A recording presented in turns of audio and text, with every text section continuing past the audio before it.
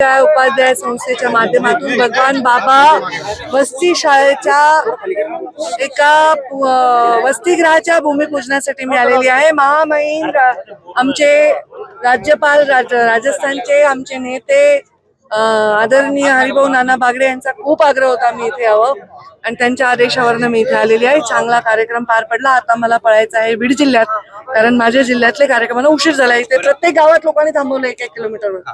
आज मोदी सरकार जे आहे ते वक्फ सुधारणा मंडळात ते वक्फ सुधारणा विधेयक दाखल करणार आहे। काय वाटतं ते सादर करू द्या, ते बघीन काय वाटतंय। तर मोदी सरकार जर काही सादर करत असेल तर त्याचं स्वागत आहे, पण मी अजून ते बघितल्याशिवाय त्याच्यावर विस्तृत टिप्पणी नाही करू शकत। अवकाळी पावसामुळे जालना जिल्ह्यात अनेक ठिकाणी पिकांचं नुकसान जे झालेलं आहे त्या संदर्भात पंचनामा करून बघतील। पीक कुठे आहे आता?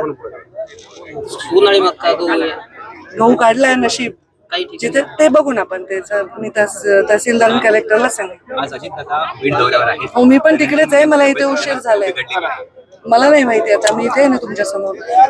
मी काय दुसऱ्यांचे काय चाललंय थोडंच मला माहिती आहे। आता कोणाचं काय चाललंय मला काय माहिती। त्यांची तब्येत तर बरेच दिवस झाले बरी नाही।